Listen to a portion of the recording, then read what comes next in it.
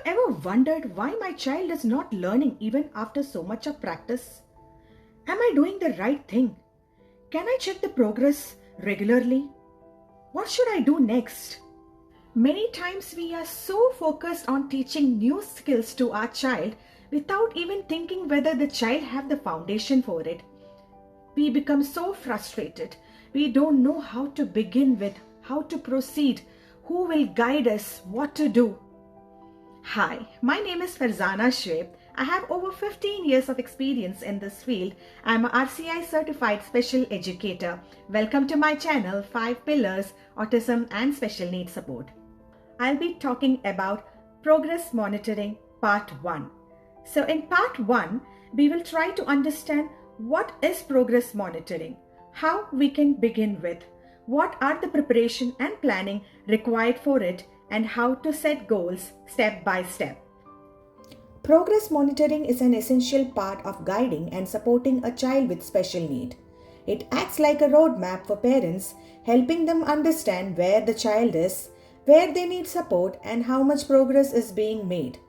When we monitor progress regularly, it becomes easier to plan the right goals, provide appropriate support, reduce stress for both parents and children, and achieve meaningful growth step by step. Let's understand how we can start this process in a simple and practical way. Progress monitoring is the process of regularly checking and recording a child's skills to see whether the child is improving, staying the same, or needing additional support. In simple words, we ask, where was my child before? Where is my child now? And what progress has happened? This helps us understand whether the child is moving forward or whether we need to change the teaching approach. For this, first we need to understand what a baseline is. Baseline is the first step towards progress monitoring. A baseline simply means knowing what the child already knows before teaching begins. It is the foundation and one of the most important steps in the entire progress monitoring process. When we know the baseline, we can clearly understand what does my child already know? What can my child do independently? What skill needs support? This gives us a clear picture of the child's current abilities and helps us decide where to begin, what goals to set, and how to plan the right support for meaningful progress. Now let us see how parents and caregivers can create a simple baseline at home. The first step is to understand your child's developmental level.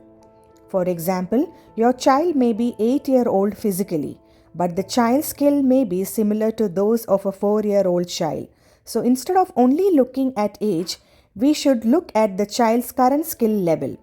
Now, make a list of age-appropriate skills. You can use school curriculum guidelines, developmental checklist, or reliable online resources to understand what a child at that level should know. Then begin checking what your child can do. For example, can the child identify letters? Can the child sing the alphabet rhyme? Can the child identify colors? Can the child count objects, etc.? Write down what your child knows, what the child can do with help, and what the child is not yet able to do. This becomes your baseline. This is a simple example of a baseline assessment checklist. The first column is the domain, which tells us the area being assessed, such as English, mathematics, attention, or motor skills. The second column is the skill or task, where we list the specific skills we want to check. For example, under mathematics, the skill might be number recognition, or under English, the skill might be alphabet recognition. The next 3 columns shows whether the child knows the skill independently, partially knows the skill and needs some support, or does not know the skill yet. The final column is notes or comments, which is very important. Here we record specific observation about the child's performance. For example, recognizes number only when shown on large flashcards. These observations help us understand not only what the child can do, but also how the child learns best. Once we complete this checklist, it becomes the child's baseline and helps us plan goal and monitor progress over time. At this point, some parents may have a question. Do we need a standardized assessment tool for baseline assessment? The answer is yes. Whenever possible, using standardized assessment tools and professional assessment is always the best option. Psychologists, special educators, speech therapists, occupational therapists, and other professionals use standardized tools to assess a child's current level of functioning and developmental skills. However, this video is specially designed for parents and caregivers who want to support their child at home, monitor progress, and provide additional support beyond what the child receives at school, therapy, or special education sessions. If your child has already been assessed, you can collect the baseline report and recommendation from your child's teacher, special educator, therapist, or psychologist. These reports can guide your planning and home-based activities.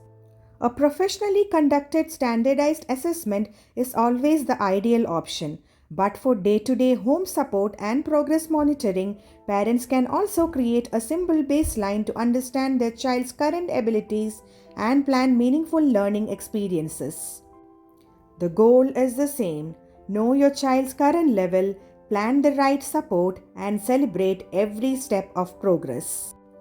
One important tip is to keep all the required materials ready under each domain before you begin the assessment. This makes the process smoother and helps you to complete the assessment whenever the opportunity arises. For example, if you are assessing number skills, keep number flashcards, counting objects, blocks, or beads ready.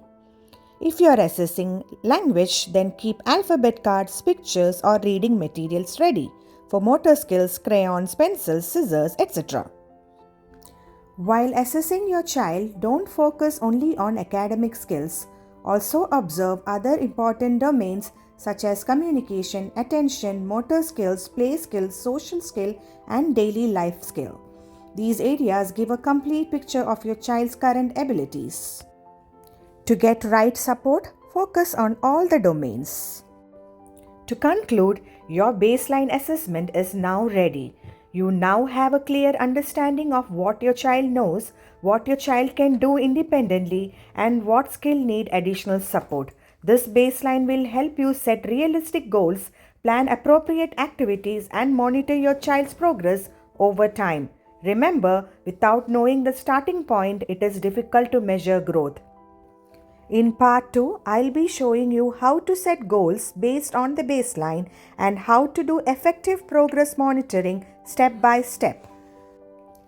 Thank you for watching. I hope you found this video helpful. If you enjoyed this video, please like, share, and subscribe to my channel for more practical tips and support related to special education, autism, ADHD, learning disabilities, and child development. You can watch more videos on my YouTube channel using the link shown in the screen. If you need any guidance or support, please feel free to contact me in the number given in the screen. Together, we can support every child's growth one step at a time. Thank you. I will see you in the next video.